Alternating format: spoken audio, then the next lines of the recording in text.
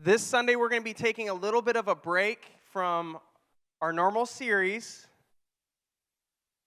As you might notice, this isn't my normal attire. We have some celebrating to do as a family. We have some reports to do. As many of you know, me, Pastor Brian, and Joel, one of our elders here, just got back from Cameroon. So we want to share about that trip. We want to share what God's doing. We want to share what you did to make this awesome ministry happen. To start that off, we have a video for you. So if you'd look towards the screens at this time, let's play it. Make us one, Lord. Join our hearts, Lord, through your soul.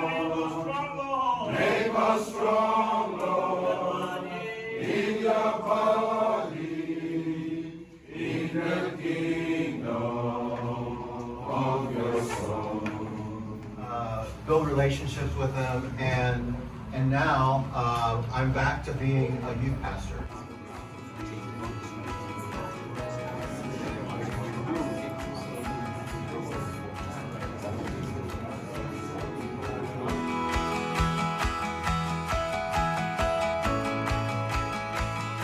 Well, we are at First Baptist Church. Believe it or not, this is the site for our first well dig that we are doing here for our Christmas Eve give that we gave. And this is Pastor Genesis. He is the pastor at First Baptist Church. And what are the odds that First Missionary Church, the church that we dug a well for, is for First Baptist? And so as you can see up there, up on the hill, the community is all gathered. They are waiting for us to dedicate the well. We are so excited for this.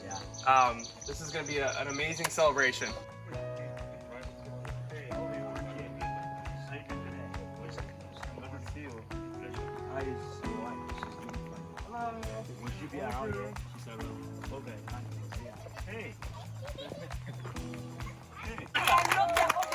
Jesus described himself as I am the living water.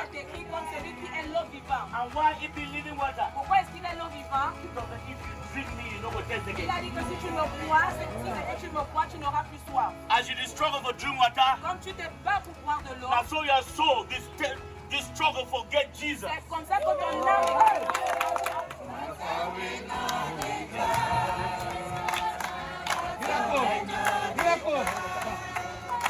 Water way in not the dry means water that never dries. That Jesus is the water that never dries. Praise God. Yeah. Water way no dry. Water way no dry. Water way no dry.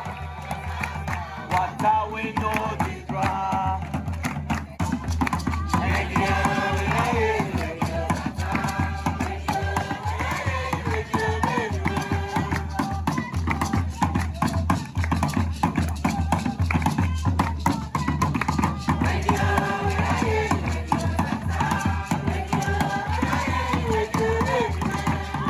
Certains gens vont croire qu'il faut remplir toute une maison ou tout un tank d'eau à la maison. L'eau, c'est pour le service. Let no one comes here and say, I want to fill a big tank in my home. This water is for the use for everybody. Merci beaucoup, nos frères qui sont à côté. Thank you, brothers from the US. People from my church Les gens de mon église, came together. ils se sont rassemblés. They brought their gifts Ils sont venus avec leurs dons. unto the Lord. Ils sont venus avec leurs dons au Seigneur. And because of that, we can dig this well Et à cause de cela, on pouvait creuser ce puits. and two other wells in Et Cameroon. 2 autres puits.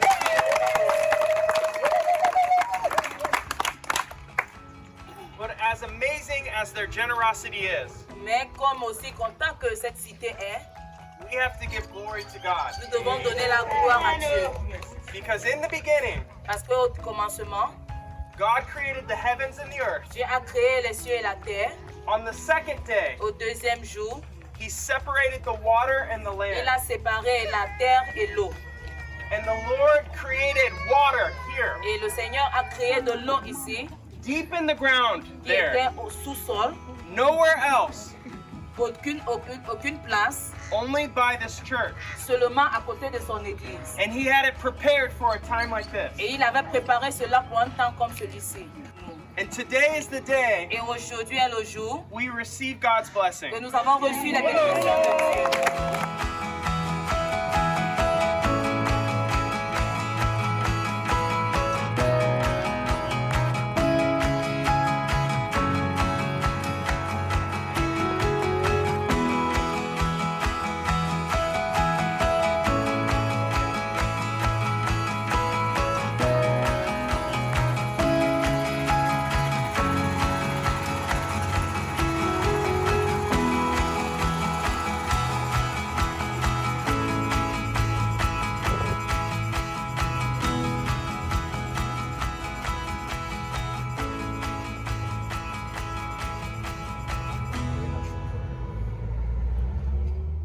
Amen. Can we thank the Lord for what he did?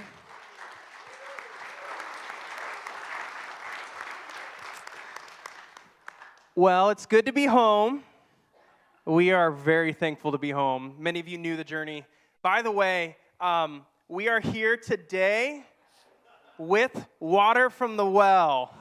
So I'm going to ask our board chair to take a drink. No, I'm just joking. You're okay.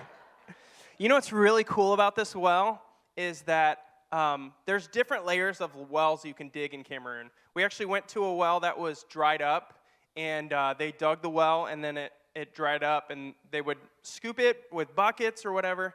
The well that we dug not only has a pump and it's able to, they put different spots where the well distributes water throughout the community, but the water is also filtered, which is huge.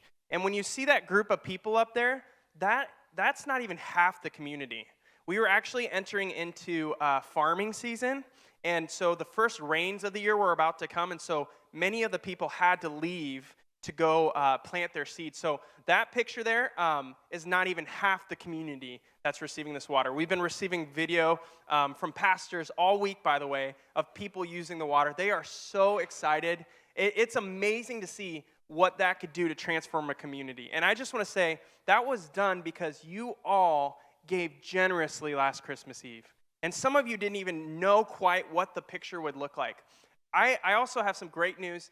That is one of 3 wells we're going to be able to dig in community because of our offering. So, yeah, we can just thank the Lord for that. So that's extremely exciting. So we wanted to just spend the Sunday giving a report. By the way, greetings. I know there's a lot of Cameroonian pastors that are watching this morning. We're thankful you're with us. It's good to see you this morning. This is our greetings. Give greetings to your families as well. So we just wanted to talk a little bit about what we did in Cameroon, why we did what we did, what the impact was of your gift, and what are some next steps for us as a church. Does that sound good? So this is going to be kind of more of a kind of a family service. If you weren't part of the Christmas Eve give, there's going to be lots of opportunities here in the future to also partner with Cameroon in the ministry that's being done there, and we'll explain that. So first thing is, why global missions? I think that's a big question to ask. Why? One thing that I've heard other people say is, why do we reach out to other parts of the globe and spend all this money for travel, money for all these things, when we have people in our backyard that don't know the Lord, that have different needs? And the answer is, first off, we do have a heart for our community. Obviously, that's our vision statement. The capital campaign that we did last year, we raised money to do an after-school center, the brick house, and the playground. But the reason we're going global and why we're doing missions global is because the Lord commanded us to. In Acts chapter 1, verse 7, when Jesus is about to ascend into heaven, he tells his disciples, "You're going to be my witnesses in Jerusalem," which is their hometown, Judea, Samaria, which is surrounding towns, and to the ends of the earth. And so Jesus said it's important that you're not only just doing missions in your backyard, but you're also doing missions all over. That's part of the kingdom of God. We need to be about more than just ourselves. And so the other one is the Great Commission. Jesus says also, go disciple the nations. And he was so specific about that. He's saying, Go reach the nations. This church, by the way, First Missionary Church, I always like to say, we're called First Missionary Church, but we're missionaries first. And ever since this church has been founded, it has had deep roots in missions. And not only deep roots in missions, it's had deep roots in missions in Western Africa. And so I remember when I started at the church, one of the things I felt like the Lord was saying is, you're going to do global missions in a lot of the countries that you've done, but I'm going to expand your global missions in this area. So we've traditionally in this church, I wrote down some of the countries that we've actually had impacts in. We've had impacts in Guinea. We've had impacts in Sierra Leone, Gabon, Nigeria. And so this is actually the first our church has ever done ministry in Cameroon. Now, I have a little slideshow for you guys, just to give you a little picture. If you could show the first slide. Or maybe it's the second slide. That's the cute little first slide I gave. Okay, as you can see, Cameroon, as my brother Joel likes to say, Cameroon, he says, is on the trigger finger of Africa. If you held Africa sideways, it would look like a gun, and that would be the trigger. But he's saying it's actually the heart of where God wants to do his ministry and spread throughout Africa. One of the things Cameroon is known for, it's one of the nicknames many people give it is Africa in miniature. And they call it that because you have every climate of Africa in one country. And it's the only country like that. As you can see, do you see how Cameroon kind of pencils up towards the top? Part of the reason it's shaped that way is colonialism, and just there's a lot of complexity about the history that we could get to. The Germans were there, Belgium tried to get in there. The northwest part is the English-speaking region, which used to be its own country. The east is French-speaking, and so there's just been a lot of geographical shifts. But because of that, you get up towards the north, you get kind of the desert arid areas. In the middle of the country, you get the mountains. You have the oceans on the west coast. And southeast and south, you have the jungle region. So it really is Africa in miniature. A lot of different cultures, a lot of different people. One of the biggest prizes that Cameroon is known for is that they are a huge soccer country. You'll see Cameroon many times in the World Cup or in different athletics. They take a lot of pride in their soccer. The other thing, a couple things to know about Cameroon, since its independence, it's only had 2 presidents. So I want you to wrap your mind around that. There hasn't been a lot of different leadership, and the president that's there today has been in that spot for over 40 years. He's in his 90s right now. So we don't actually know what the future of Cameroon is, how it's going to change, but there's definitely a lot of different things going on there. There are different conflicts that are going on in Cameroon right now. One of the things is since the English region and the French region became one, they have some conflicts in the northwest. Obviously, there are some people that want to make Cameroon 2 different countries again. So there's a group of younger militant men called the Boys. That there's a lot. There's kidnappings, and so that's in the northwest region. That's actually the region that Joel is from, and where Joel pastored churches. The other conflicts you might know from the news is in the north region, which is the Boko Haram, which is mostly a conflict in Nigeria, but it's made its way into Cameroon. And this is a Muslim militant group, and they kidnap women and children, and it's very dangerous. And so where we were at is we were central Cameroon, where it's relatively safe, and towards the south as well. As many of you know, this is the second trip that I've taken to Cameroon. I went last November. Many of you know 2 years ago we did an initial offering for a Cameroon well dig. At this time, we didn't have a lot of information. We just knew there was a need, and we wanted to give to it. When I came in November, we really understood how deep the need was. In November, I also preached for the Cameroon Baptist Convention, and I think that was an important conference for me to go on behalf of our church because it really kind of established First Missionary Church's reputation with the denomination there and with the people. And there's a lot of favor that the Lord has given us with this. The second trip that we've come, we did we broke it down a little bit differently.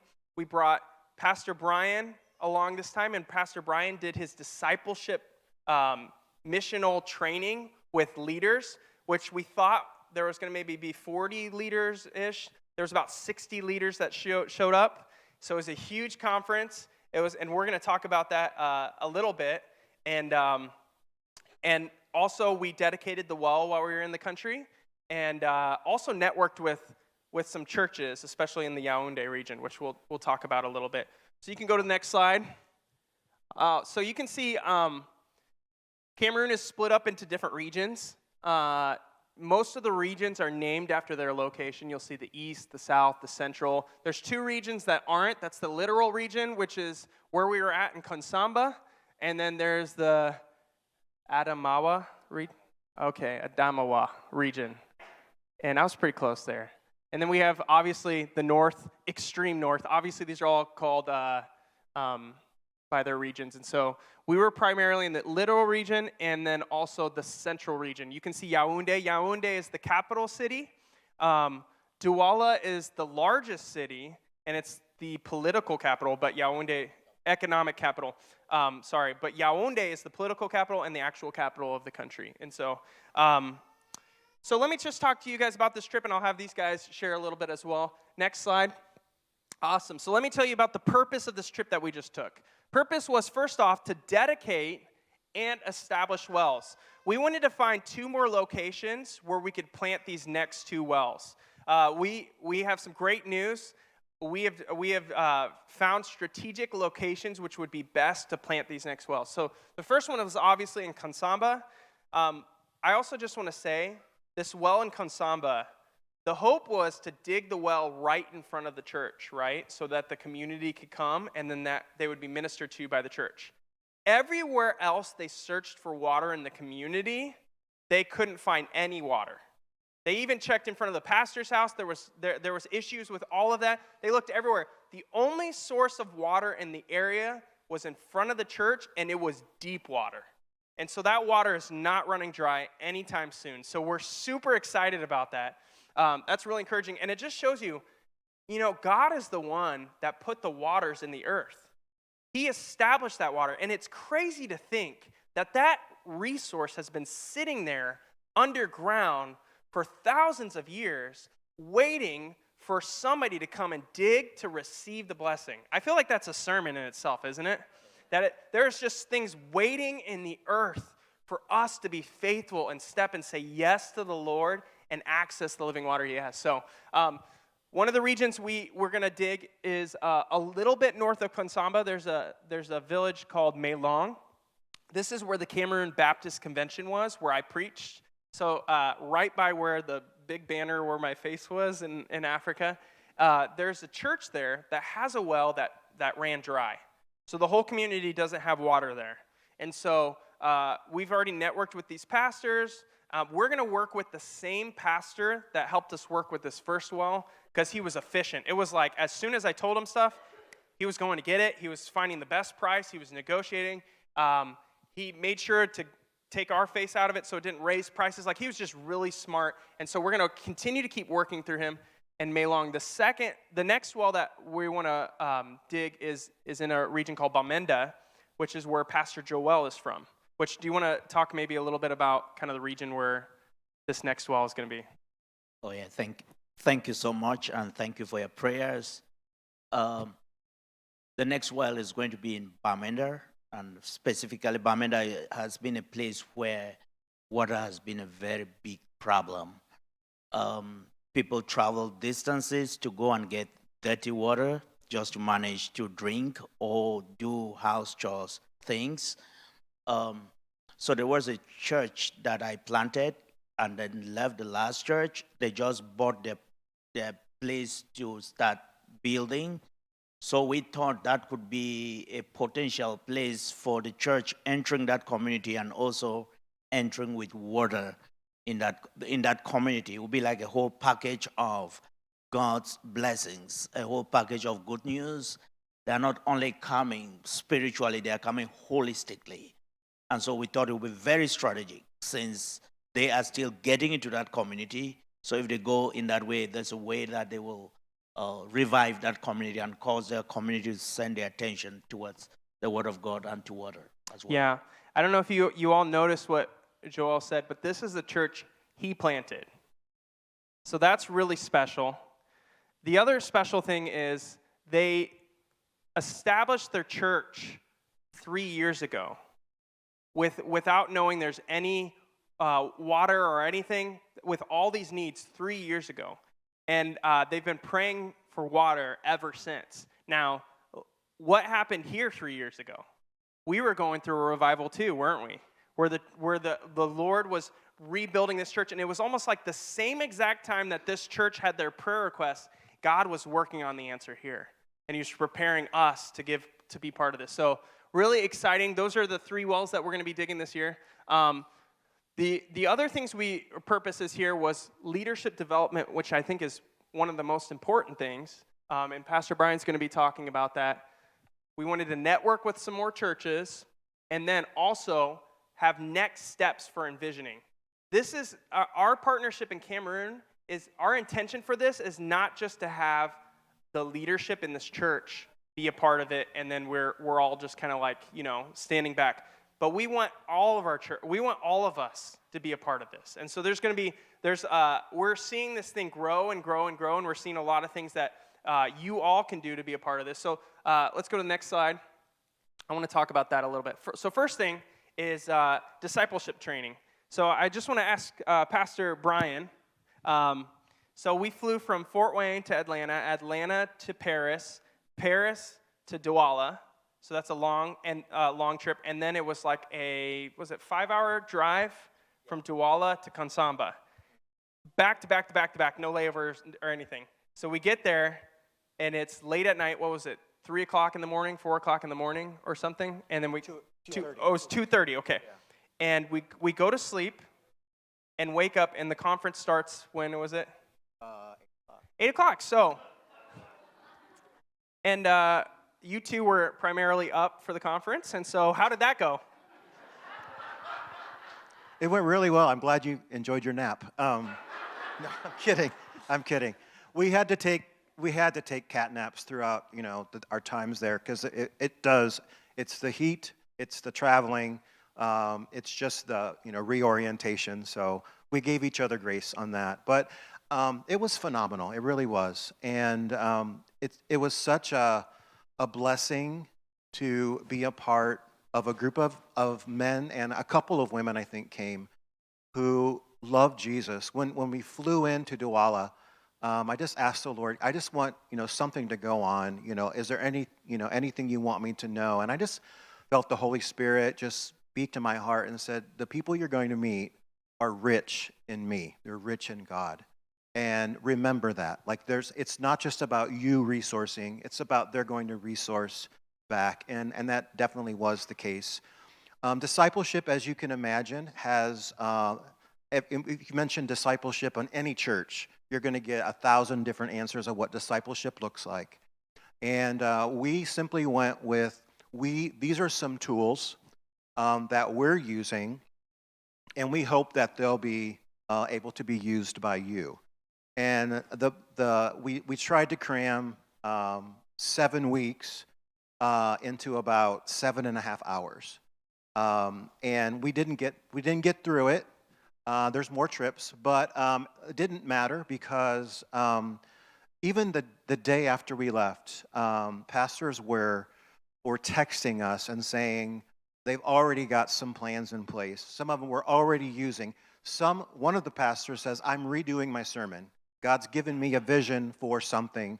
And that's not the reason, obviously, we go there, but it was like we were meeting a need in discipleship. And as you know, my heart is not just for people my age, but it's also for the next generation. And so we made some connection with some younger leaders as well, and that's kind of the hope ongoing. So. Yeah. So what was the environment like? It seemed like the pastors were receiving things well. What were your kind of takeaways from that? For one thing, as in any ministry, there's a lot of things, circumstances. So a lot of them were facing a lot of things in their life, and yet they were overcomers. And I see that as a very much an overcomer atmosphere among the church. And I know we had some prayer concerns. And I don't know if you've been to a prayer meeting where you pray for specific needs. We had a specific need where we prayed at one point. I've never heard prayer and like just the intensity of them going to prayer as if it was the weapon of choice. Our words make a difference, and I was just so impacted. I think that was the biggest thing for that. Atmosphere was just awesome, and it was really good to be there. Yeah, I remember that. We're like, you and I were like strategically talking. We're like, how can we make our prayer services look more like that? Yeah. So it was powerful. It was really impactful.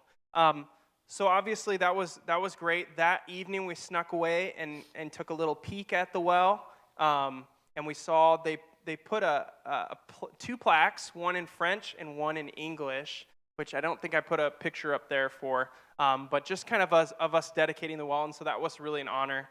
And then the next day we went to the well. Obviously you all saw the video of that. So Pastor Joel, I'll call you Pastor Joel.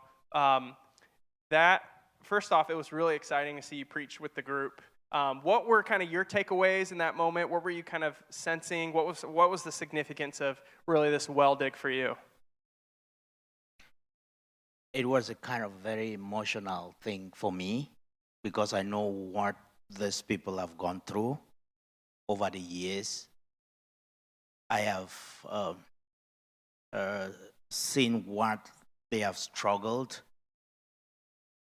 But again, as the head of the community, we call him the chief, who is like speaking on behalf of all those people, was making a statement, which we heard, that people should not come and one person should not come and take all the water to his home, while others will not have. It was a big thing because that is a struggle they have been having all this while. People want to grab. When they see the little point of water, they grab it.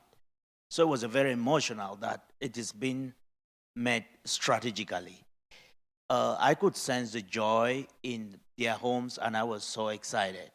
Above all, I saw that there is water beyond water, which is our greatest desire, that these people should not only drink this physical water, but they should see that Jesus is a water that never runs dry. Yeah. You guys saw in the video all the little kids, too, that were standing alongside. Those were part of the kids that would have to travel down the road for a mile, 2 miles, and go grab water in another community, and then carry it the opposite direction, a mile, 2 mile, to their schools, which was just down the road, which I can't even imagine. Sending your kid down the road to go get water. And so the fact that they were just joyful, grabbing water, heading to school, just having that and having clean water, it seemed really significant. So what's cool about that community is I believe there's two schools? There are 2 schools, yes. There's 2 schools there are 2 nearby. schools that water is supplying to these 2 schools. Yeah. And also there is an outlet that will go to the community head's house or in his big compound to supply his people. So also, the next day, that was Sunday after the dedication, the mayor of the city, that was the first time that a mayor of the city came to that church to fellowship right in that church because of that water. So there's been a lot of things happening politically because of that water, the facelift of the church as well. Because one thing with the African man is that he is dependent. He's too dependent. That is something in African worldview, that the African man is dependent. So when the church does something that the community can depend on, it's a potential way that the gospel can be preached. So the political class is also very happy that the church is also part of the development that is happening in Kongsamba City.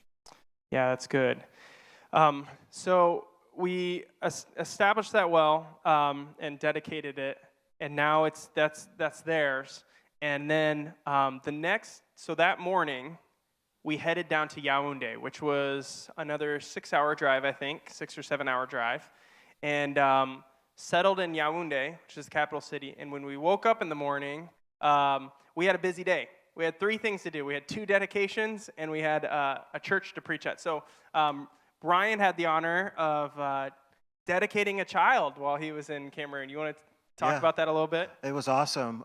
So Mildred's sister, Glory, and her husband, Oliver, had a little baby, and Israel, and they said, would you dedicate this baby? And I'm like, okay. I wasn't ready for that, but it was really, really beautiful. I got to just share in that new church. They meet in another space that they have, and there were so many people there that day, and it was really cool just to see how they do things as well, and how they worship, how preach, and all those things. But it was such a privilege to be able to do that. I feel kind of like family. I was kind of laughing. I think I saw no white people from the time I went to the airport till I got back to the airport. So pretty much every picture, I really stick out, So it's like, not only am I white, but I'm bald. So it's a lot of white. So, but they were just so gracious to me, and I'm just so thankful for that. But it was such a privilege to do that, and got to know Mildred's mom a little bit. And we know where the kids get their beautiful voices. Their mom has such a beautiful singing voice. So it was amazing to see that. So yeah. So we went to that church in the morning. By the way, I forgot to mention, when we were in Kansamba and we dedicated the well, I know we said it in the video, but the church we dug the well at was First Baptist Church, which I thought was just very interesting that it was called First Baptist Church, and then First Missionary Church was digging the well there. So a lot of symbolism and everything. After you dedicated the child, we ran over to another church, and this church in Yaoundé was situated on a huge hill. You had to park your car kind of far away and climb to the church. One of the things that the pastor was saying is that hill was kind of an obstacle. You want to just mention that a little bit? Yeah. Sometimes in Cameroon, where hills are usually a very cheap spot to buy places to build churches, because it's kind of excluded. So that's actually how the church was. It's kind of on a hill, kind of excluded from the people, but the people still struggle to go there. But it's very exclusive. But it could be a good retreat center. So we were talking with the pastor that they could not only think of believers coming to church, they could also think of the church going to the people. And that's how I saw COVID. That's how I saw God revolutionizing the world through COVID, by telling the church to go to the people and not always wait for the people to come. But that church is still a church that waits for people to come, is far away from the thing. And you could see that at the surroundings of that church, there were kind of just wild people around. You could really sense that that community needs the presence of God. But the pastor too feels that that church is excluded from the people in a way. So there was a lot of obstacles to the church. They were saying one of the things is the church was, we noticed it was a decent-sized church, but it was mostly younger people. So those who were in wheelchairs and those who were elderly couldn't go to church.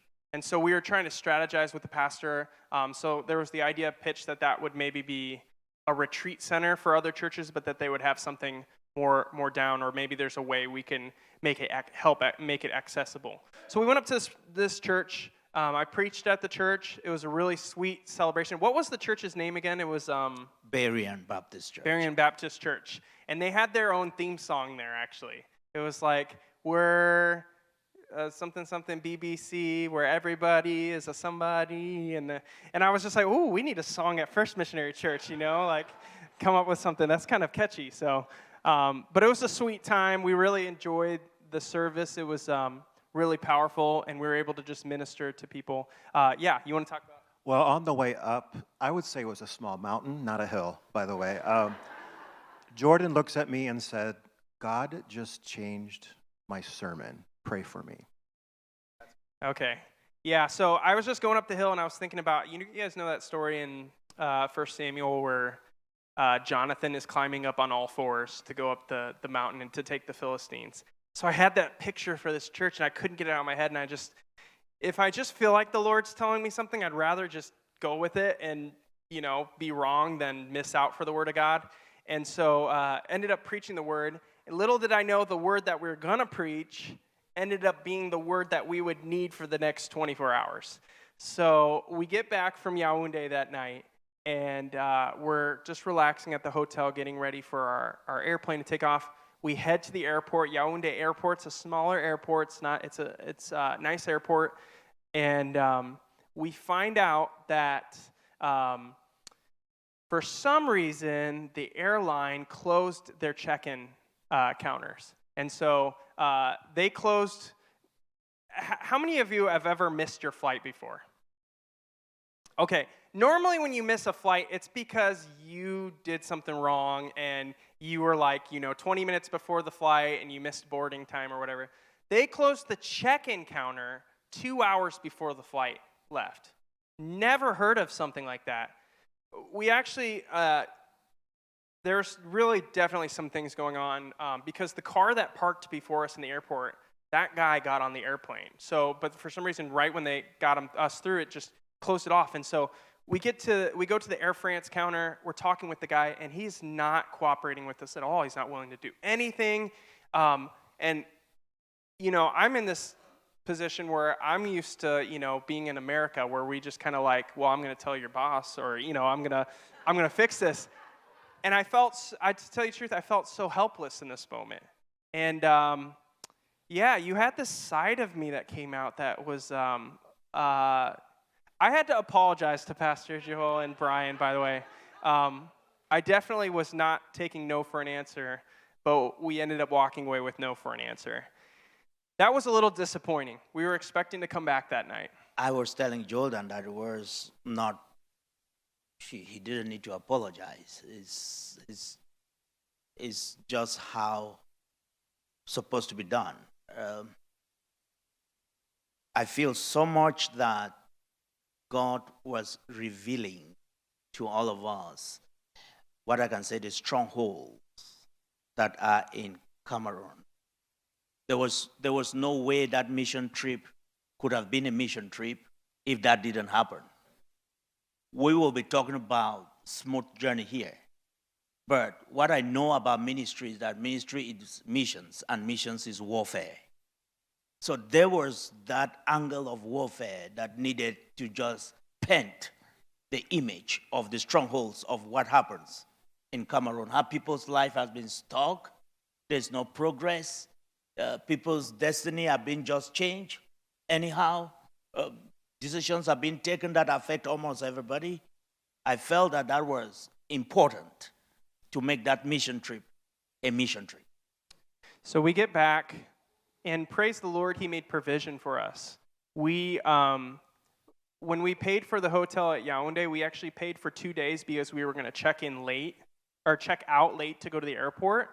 The hotel was so generous with us. They let us stay through the night and even stay as long as we needed to the next day without any additional charges. We did pay for meals. This time we were determined to go to the airport 6 hours early, right? And we did.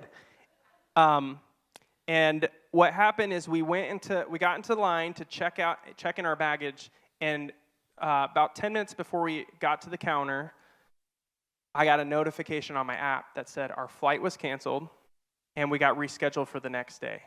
Now, the flight wasn't canceled, but for some reason, the app canceled us from the flight. We don't know what happened. So I went to the counter. We were just heartbroken.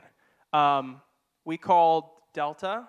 The first time Delta told us, the plane is booked. You have to talk to Air France. We talked to Air France. Air France was saying, well, you booked through Delta. You have to deal with Delta.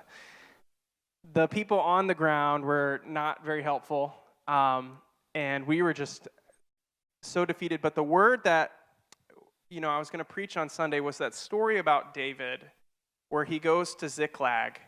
It's right at the end of 1 Samuel, And Ziklag, the city, is burned to the ground. His wife has been taken. And it says they cried until they had no tears left. And that's really kind of where we felt at. I know it seems like such a privileged thing to say that an airplane delayed is that, but it really felt that way. We were ready to get home, ready to get back with our families. And one of the things that I felt like it was important for us to know is in that passage, it says David found strength in the Lord, and then David inquired of the Lord. And the Lord showed us, like, that's the order of things. You don't just come to the Lord and, why'd you do this to me? You find strength in him, you worship him, you get in that place, and then you say, Lord, what's our next step? And you hold on to faith as much as you can. And I remember I told Brian, I said, we're going to hold on to hope here, and we're not letting go. We're not going to put our hope and just say, like, well, I don't want to be disappointed. We're going to say, God, we trust you here. And so I ended up calling, I think, 5 or 6 Delta representatives. I got hung up on, I got changed to another person, and each call was like a little bit of my pride, but I just called again, and they just have a 30-minute wait every time you call, so we're getting closer to missing our flight. And finally, we talked with this lady. Her name was Jade. If you get a chance, call Delta, give a customer representative thumbs up as a church to Jade. She put me on hold. And I was on hold for a while, and I was just like, oh, Lord, And she comes back from hold, and she says, Jordan, don't hang up. I am trying everything I can to get you on that plane. And immediately I was like, this woman is fighting for us. Like, thank you, Lord. We have favor. Like, thank you that there's somebody in the world that we have favor with right now. Like, it felt like everybody hated us. And another 20 minutes, she's like, go to the counter. I'm going to make sure you guys get the ticket. I'm going to make sure all your bags are checked. I'm going to wait until you get to the gate, and then I'll hang up with you. So she stayed with us on the phone, and we were just at the gate exhausted. Brian was on prayer duty the whole time. You were praying, interceding the whole time. Joel was too, and Joel was if I needed somebody to be challenging in French, he would step in, and he was also that. And have you ever heard angry French?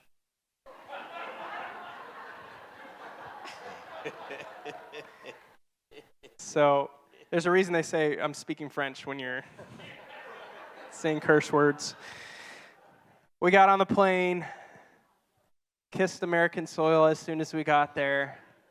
We thought we had a snag with Joel getting his visa back, and we're like, oh, not again, Lord. And so luckily the Lord made a way with that. And it's such a blessing we're here today. I think we've had just a heart of gratitude all week. Just every moment we'll think, oh, we could be in the hotel right now. And we're just thanking the Lord. And so thank you for praying. We know we put it out on the prayer sheet. You all have been praying for us. So I just real quick. I know we're at the end of the time. I want to talk about next steps. What are we talking about here with the church? So the first thing we did with this missions trip is we had an initial connection and establishment with Cameroon Baptist Convention. That was really important. I think it was very important as somebody who, I represent the church to go forward and to network with all these leaders and to build a relationship on our behalf. The second step then is when we came in, we initiated the Well Project and leadership discipleship. So now we are mobilizing leaders. And so here's some just potential things we've been praying about. We're talking about just next steps for the country. I think it would be really appropriate sometime to have a Cameroon pastor come here. Particularly, we're praying about Pastor Abraham, who is, he's the one who's been leading all the well projects, and he was the field pastor of the Konsamba region. Really would love to have him here. This, by the way we see missions here, it's not just us doing a work and wiping our hands. This is a partnership. And God is doing things in Cameroon, and they have ways that they want to bless us as well. So that's very important in our next steps. In addition, one of the big needs we see in the country is the next generation. There's not really a place for high school and middle school to really grow in discipleship. It's really kind of, as Pastor Joel said, an adult society. And so we'd love to begin talking about what it could look like sending teams to Cameroon and start building relationships with the youth, start training the youth, start doing that. And so the last thing, and I know this is a heart with the Cameroon Baptist Convention, is they would love to do a partnership church plant. And we're not sure what that could look like, but this is one of the things that the leaders were talking about. There's a need church multiplication in the country. And so we're just, honestly, these are just some ideas. We don't know what this could look like, but we do know this is not the end. We're not just doing a quick trip and we're coming home. God has continual stuff for Cameroon. So I'm really excited about this. I want you, as a church, to be praying about this as well. What might God be stirring in your heart? What are some things that maybe He's calling you? Maybe God is calling you to be on one of the future teams that we're going to send on. Maybe He's put something in your heart that as a ministry or a mission that you've just had on your heart for somewhere in Western Africa and you didn't know about it, and so now this is maybe the window or the avenue for you to do that. So I want to encourage you, join us in praying for this as we continue forward and as we continue talking about this. We will keep you guys all updated with the future well projects that we're going to be doing here. I've already talked with Joel. We need to really actually get the ball moving quick because rainy season's getting really close. And if it rains before we dig the well, then it gets really confusing because there's water in the ground everywhere, and it might not necessarily be well water. So we're going to get the ball rolling. We're going to use our funds. The first well cost us approximately about $10,000 of our resource. We raised about $27,000. And so we're going to look to try to do some things to make best use of that money. I have receipts from Cameroon, so we'll be as transparent with you all about the funding. 100% of the funding you gave for Christmas Eve went to the Cameroon well. We didn't even use any of that money for the trip expenses and anything. So just wanted to be as transparent with you all about that.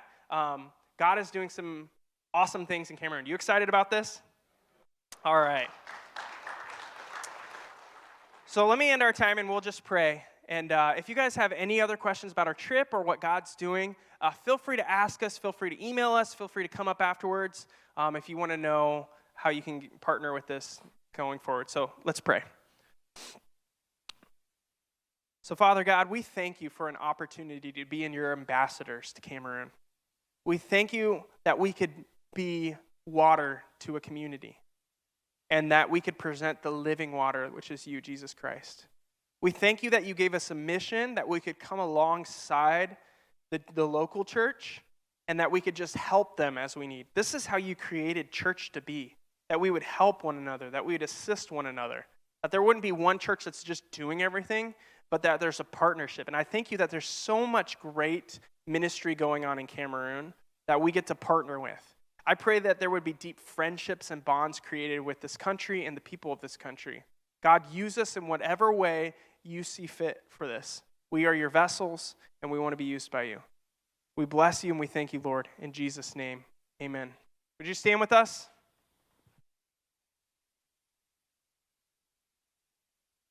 Great. Next week, we're starting back up with the book of Numbers, all right? So don't relax on your reading too much. We'll see you guys next week. God bless. Have a good day.